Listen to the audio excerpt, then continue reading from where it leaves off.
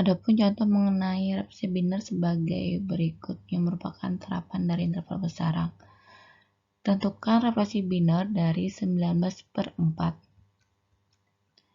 Diketahui bahwa X adalah 19/4, di mana jika kita ubah menjadi pecahan campuran menjadi 4, 3/4. Atau bisa juga kita nyatakan dalam bentuk desimal menjadi 4,75. Maka langkah pertamanya adalah kita representasikan biner dari 4. Bagaimana caranya? Caranya adalah kita ingatlah kembali pada mata kuliah teori bilangan pada waktu materi mencari FBB dari suatu bilangan. Maka langkahnya sebagai berikut. Pertama-tama kita tuliskan dulu 4. Kemudian karena kita ingin merepresentasikan biner, maka sini kita tuliskan 2. Jadi bagaimana berapa sih 2 kali berapa jika ditambahkan dengan suatu bilangan menghasilkan 4?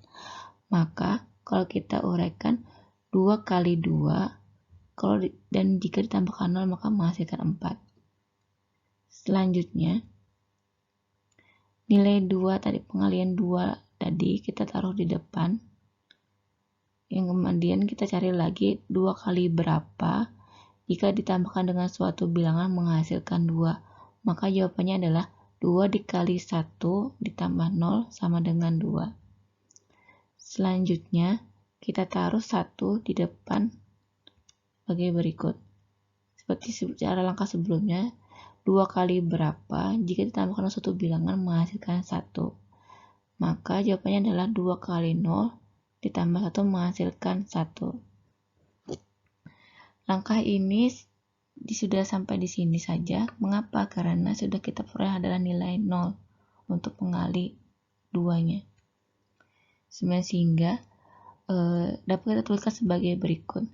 Jadi 4 diperoleh dari 1 kali 2 pangkat 2 ditambah 0 kali 2 pangkat 1 ditambah 0 kali 2 pangkat 0.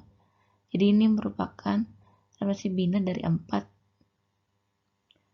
dimana bisa juga kita tuliskan sebagai interval dengan indeks 2, yaitu dengan anggotanya adalah berupa intervalnya adalah 1 yang kita tuliskan menjadi 1, 0, 0 dengan indeks 2. Yang berikutnya kita akan merepresentasikan biner dari 3/4. Seperti yang kita ketahui sebelumnya, arti 19/4 itu adalah 4 3/4. Di langkah pertama, setelah kita merepresentasikan biner dari 4, maka selanjutnya kita merepresentasikan biner dari 3/4. Adapun uraiannya sebagai berikut. Pertama-tama, kita nilai X adalah 3/4. Berarti kita analisis letak dari X itu posisinya berada di mana, apakah dia masuk ke subinterval kiri, kanan, atau tengah. Dari interval 0 sampai 1, jika kita bagi 2 sama panjang, maka letak dari X sama dengan 3/4 berada di subinterval kanan, yaitu dari 1/2 ke 1. Karena dia berada di subinterval kanan, maka kita ambil nilai A1 sama dengan 1. Selanjutnya, kita bagi interval yang baru menjadi 2 sama panjang, yaitu interval setengah, dari setengah sampai 1. Kemudian kita cek lagi posisi dari X sama dengan 3/4 berada di bagian mana pada interval yang baru. Karena X sama dengan 3/4 berada pada titik bagi di interval setengah sampai 1, maka kita dapat mengambil nilai A2, dua kemungkinan, yaitu yang pertama adalah A2 sama dengan 0 atau A2 sama dengan 1. Sehingga terbentuk interval baru lagi, yaitu 1/2 tambah 0/2 pangkat 2 kurang dari atau sama dengan X kurang dari atau sama dengan 1/2 ditambah 0 tambah 1 per 2 pangkat 2. Hal ini sama saja nilainya dengan 1/2 kurang dari atau sama dengan X kurang dari atau sama dengan 3/4 untuk A2 sama dengan 0. Jadi, interval baru untuk A sama dengan 0 adalah 1/2 kurang dari atau sama dengan X kurang dari atau sama dengan 3/4. Selanjutnya, interval baru yang kedua yaitu 1/2 ditambah 1/2 pangkat 2 kurang dari atau sama dengan X kurang dari atau sama dengan 1/2 ditambah 1 tambah 1 per 2 pangkat 2, di mana nilai interval sama saja nilainya dengan, kalau kita lebih sederhanakan menjadi 3/4 kurang dari atau sama dengan X kurang dari atau sama dengan 1 untuk A2 sama dengan 1.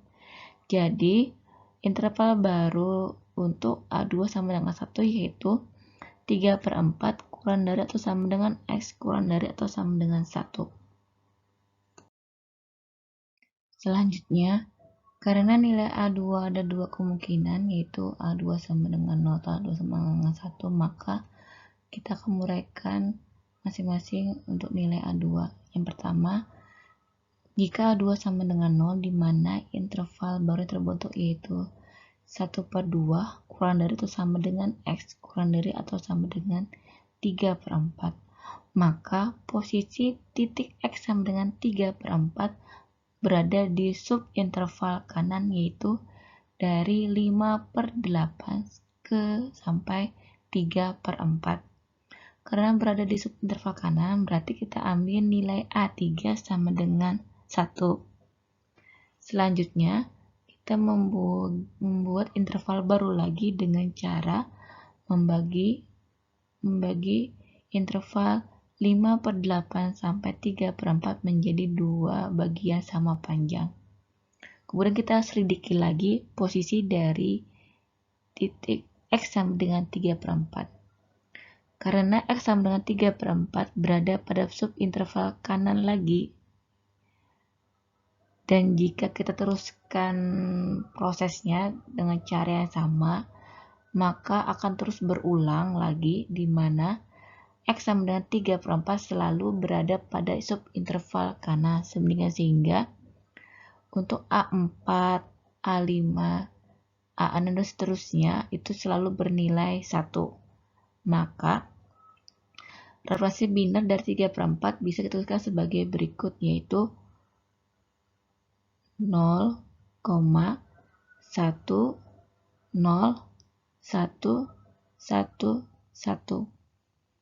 Atau bisa juga kita tuliskan sebagai 0,101, di mana digit terakhir dari barisannya yaitu 1 ini kita berikan simbol tanda di atasnya, tanda strip di atasnya. Ini mengartikan bahwa 1 ini berulang.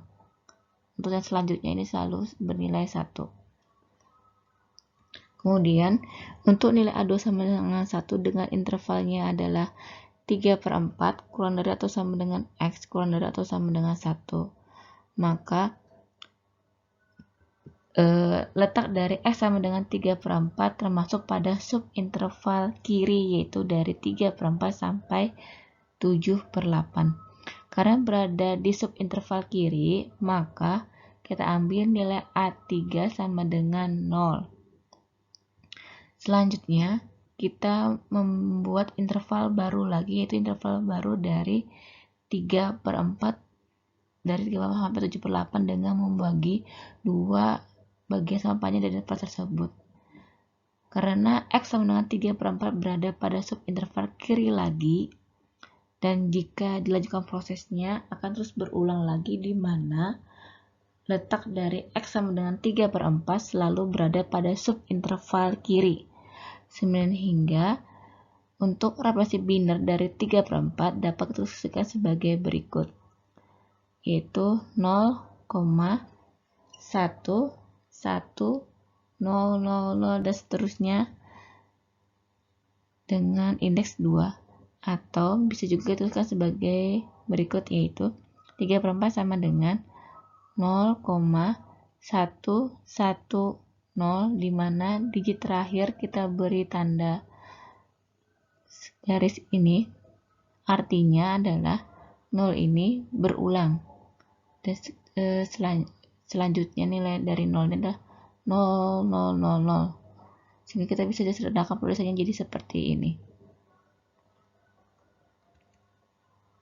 Jadi kesimpulannya adalah representasi biner dari 4/3/4 dapat kita buat menjadi dua, yaitu yang pertama adalah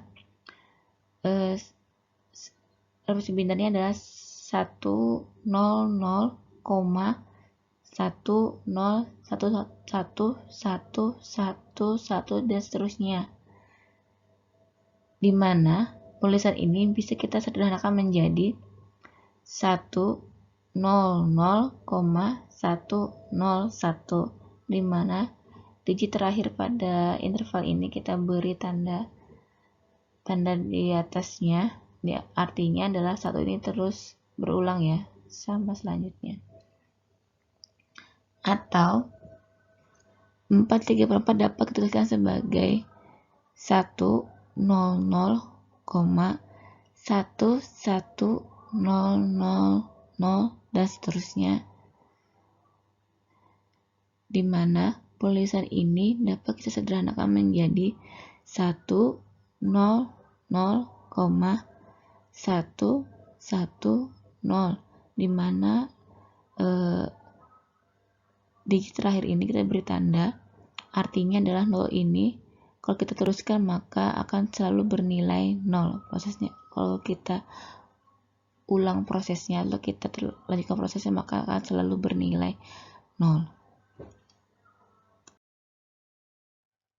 Untuk lebih memahami lagi dalam penguasaan materi berkaitan dengan titik klaster, himpunan terbuka, himpunan tertutup, dan interval, maka kalian silahkan mengerjakan latihan soal yang diberikan pada pertemuan kali ini.